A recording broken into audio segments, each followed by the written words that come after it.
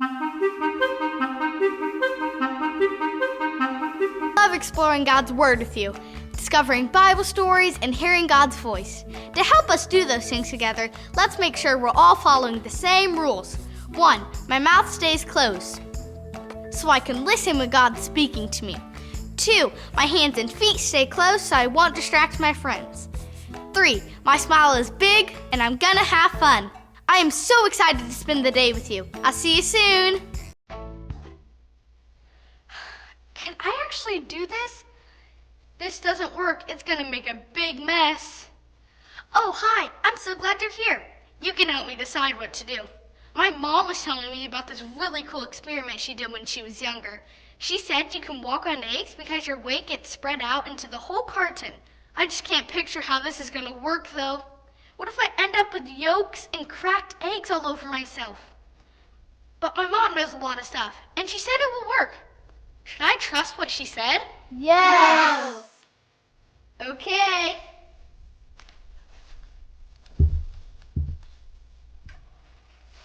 Wow, look at me! I'm walking on eggs! Do you hear any breaking? No! This is so cool! I never imagined this was possible.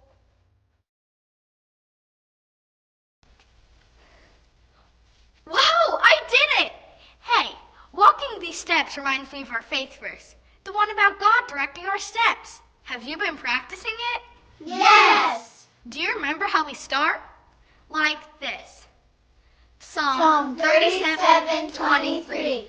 The Lord directs the steps of the godly. He delights in every detail of their lives. Let's say it all together again. Psalm 37:23. The Lord directs the steps of the godly. He delights in every detail of their lives. We did it! We know the whole verse. Let's say it even faster this time. Do you think we can? Yes!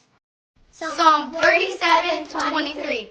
The Lord directs the steps of the godly. He delights in every detail of their lives. Great job!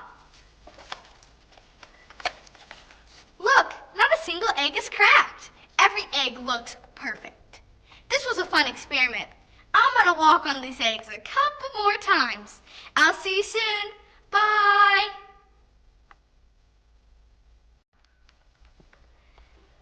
Grandpa, look at me. I'm standing on the egg. That's amazing, Lizzie. You know, I love this experiment.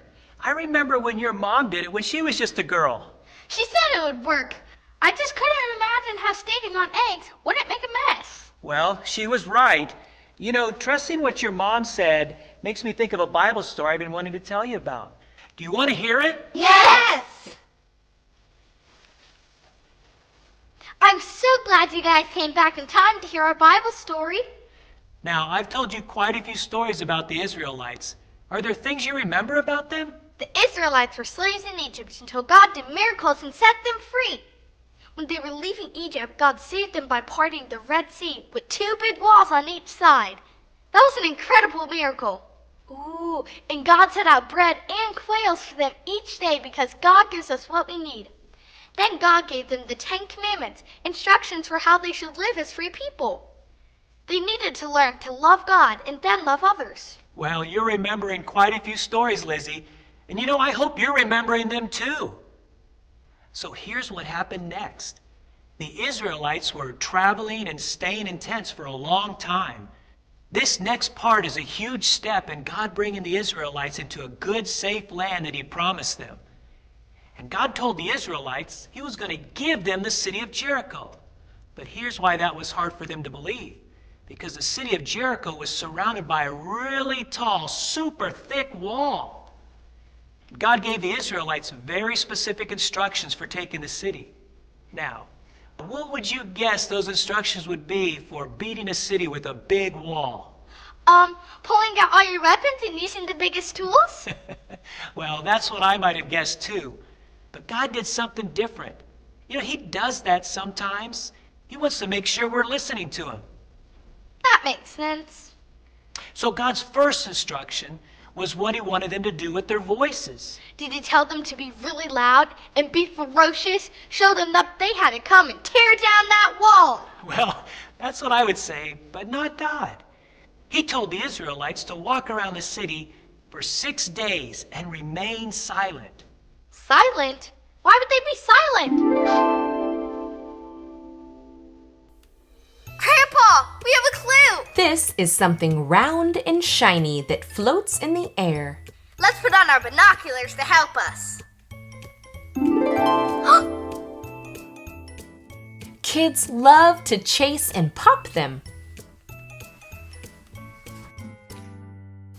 Bubbles! Oh, because when someone says to put a bubble in your mouth, it means you should be quiet. I didn't know that. Did you know that? Yes! How would the Israelites knock down a big wall by being quiet? I know. It seems as crazy as walking on eggs in a carton, doesn't it? But now we're getting to God's second instruction. It involves using a tool they have. It must be a huge battering ram to crush the gate, or a huge ladder to climb over it, or a catapult to toss things over it. Are you done? Yeah, I'm done. Well, on the 7th day of walking around the wall, God told the Israelites to walk around 6 times silently.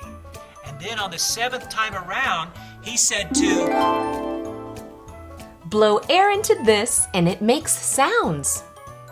Let's think about this.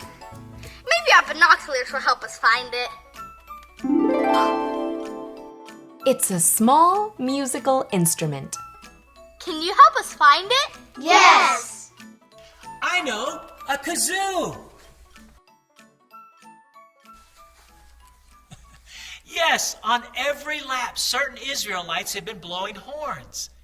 But on the last lap around the wall, they gave one long blow.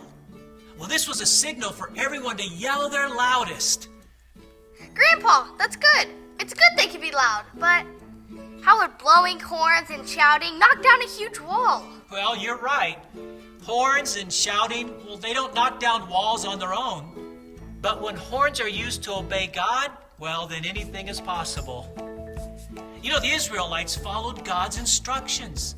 They may have wanted to use ladders and weapons, but their journey with God had taught them to trust Him. They had finally learned that God keeps His promises. Hey, Grandpa, I think that's our faith fact. God keeps His promises. God did a miracle for the Israelites. The walls fell down because God keeps His promises. Hey, let's say it together. God keeps His promises. Wow, that was an amazing story, Grandpa. Yes, it is. And you know who else has an amazing story, Lizzie? You do. I mean, you left everything you knew when you moved here. Kind of like the Israelites. Yeah, I was really sad to leave all my friends. When I look back, I've learned so much about who God is by seeing Him take care of me from reading my Bible stories with you, Grandpa. I know God gives me just what I need. I love being your grandpa. I love being your Lizzie Lou. See you next time, friends.